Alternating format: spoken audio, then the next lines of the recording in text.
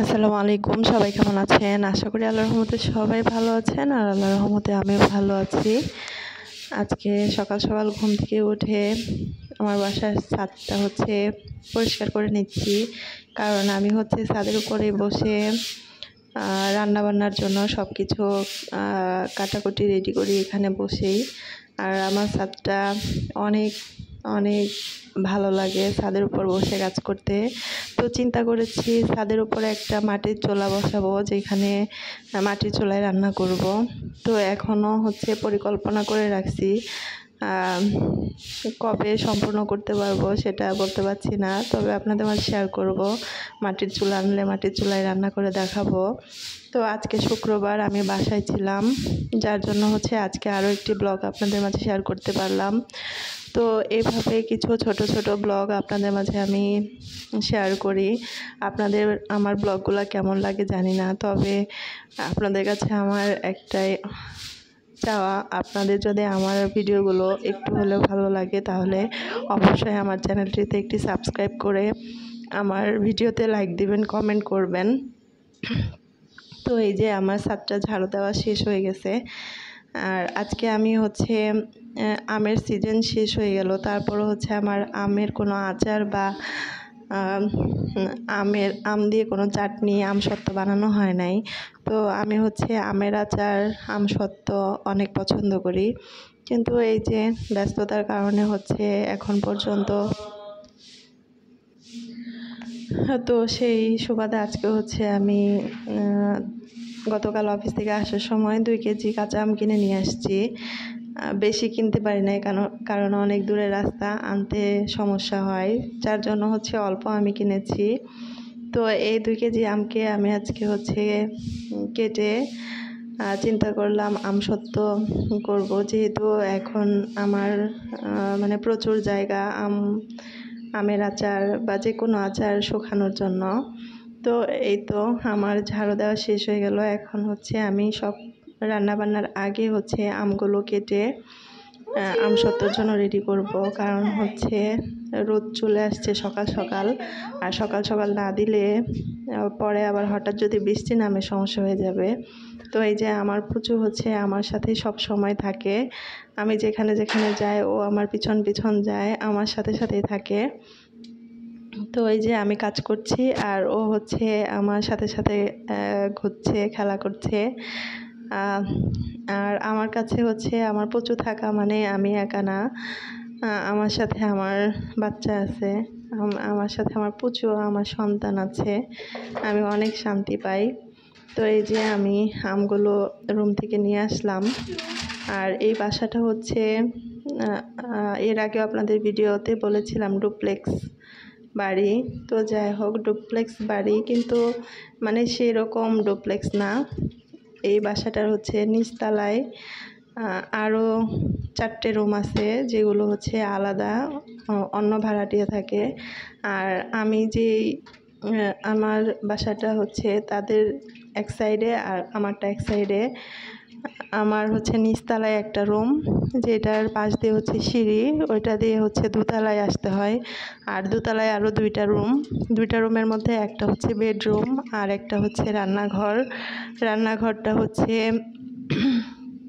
রান্নাঘর এবং dining space একসাথে, যার জন্য একটু বড় সড়ো রুমই। তো যাই হোক, আর ওই রান্নাঘরটার সাইড দিয়ে একটা দরজা বের হয়ে আসছে পাশের বাসার, পাশের ভাড়াটিয়াদের যে ছাদটা, সেই ছাদটা। তো ছাদটা আমি একাই ব্যবহার করি, কারণ যেহেতু ছাদে ওঠার সিঁড়িটা আমার রুমের ভেতর দিয়ে, যার জন্য কেউ আসতে পারে না, এটা একান্তই আমার জন্য। তো যাই হোক, এই যে আমি এই ছাদে বসে আমার সব ধরনের কাজগুলো করি। তো সময়ের অভাবে আপনাদের মাঝে শেয়ার করা হয় না, ভিডিও শেয়ার করা হয় না। তো এর যে আমি আমগুলো আগে খোসাগুলো ছাড়িয়ে নিচ্ছি। তো এই যে আমার পুচু আমার সাথে সাথে, কিন্তু প্রচণ্ড রোদ, আর আমি রোদ থেকে, আমার মাথার উপর একটা আমড়া গাছ আছে, আমড়া গাছটার ছায়ায় বসে আমি আমগুলো কাটছি। আর রুমের ভেতরে কাটা যায় না কোনো কিছুই, কারণ প্রচণ্ড মাছি। আর গ্রামের মতো পরিবেশ, যার জন্য হচ্ছে প্রচুর পরিমাণ মাছি মশা। তো যাই হোক, একটু মানে আরামে থাকতে গেলে একটু তো কষ্ট করতেই হবে, মশা মাছি সহ্য করতেই হবে। এই যে আমি আম কাটছিলাম আর এদিক দিয়ে মাছি ভ্যান ভ্যান করতেছিল।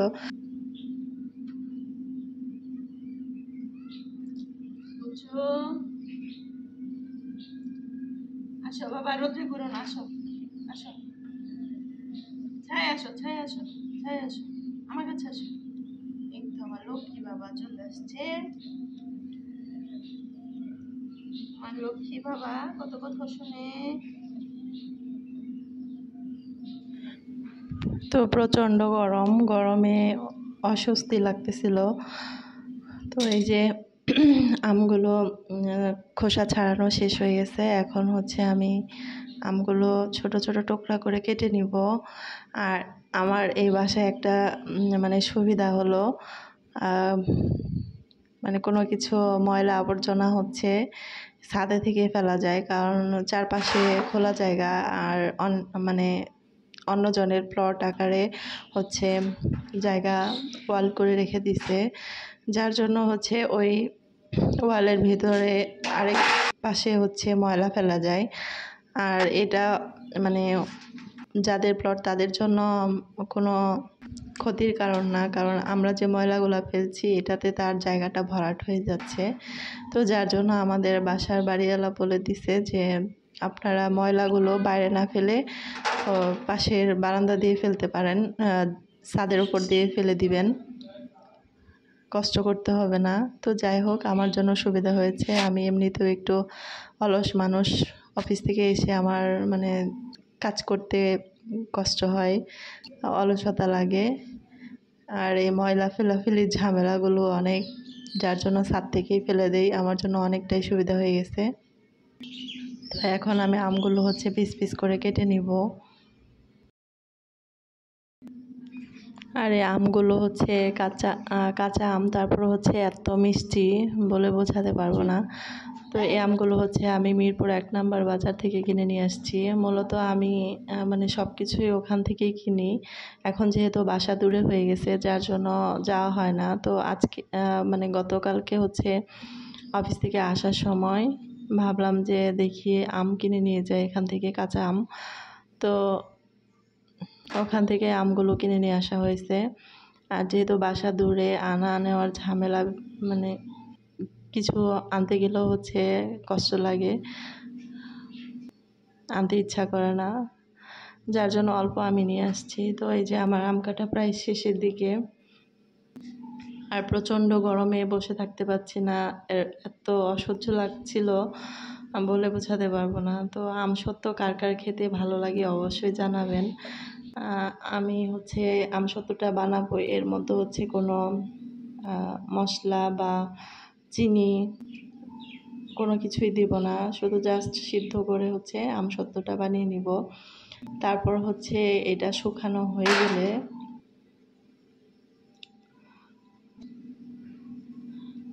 এদিকে হচ্ছে আমগুলো কেটে ভালো করে ধুয়ে চুলায় বসিয়ে দিলাম সিদ্ধ করার জন্য। এই যে আমার আমগুলো প্রায় সিদ্ধ হওয়া শেষের দিকে। তো চলুন এখন দেখি আমার সেই আমসত্ত্বটা আমি কীভাবে রোদে শুকাতে দিব। তো সবাই চলুন ছাদে যাই আমার আমসত্ত্বের আমগুলো রোদে দেওয়ার জন্য। তো এই যে আমগুলো সিদ্ধ করে আমি হচ্ছে ব্লেন্ডার দিয়ে, মানে আমার যে হ্যান্ড ব্লেন্ডার আছে সেটা দিয়ে ব্লেন্ড করে নিছি, যার জন্য এটা আমাকে চালতে হয় নাই, না চেলে ব্লেন্ড করে নিয়েছি। তো ব্লেন্ড করে জাস্ট আমি এই পাত্রটাতে হচ্ছে হাত দিয়ে ছড়িয়ে দিয়েছি। আর এটাতে কোনো মশলা ইউজ করি নাই, কিছু ইউজ করি নাই। এটা পরবর্তীতে হচ্ছে শুকানো হয়ে গেলে আমি সব কিছু দিয়ে এটাকে আচার বানিয়ে ফেলবো, ছোট ছোট পিস করে কেটে। ঝাল টক মিষ্টি সবই হবে তখন। আর এখন শুধু জাস্ট আমসত্ত্ব বানিয়ে নিব আগে। তো আমার বাসার ছাদে এত পরিমাণ রোদ, এটা শুকাতে সম্ভবত 2-3 দিন লাগবে। আর এই যে আপনাদের দেখাই, আমি 2 ঘন্টা পরে আসছি, তারপর আমার আমসত্ত্বের অবস্থা অনেকটাই শক্ত হয়ে গেছে আমসত্ত্বটা। তো কালকের দিন হলেই শুকানো হয়ে যাবে। তো সবাই ভালো থাকবেন। ধন্যবাদ সবাইকে।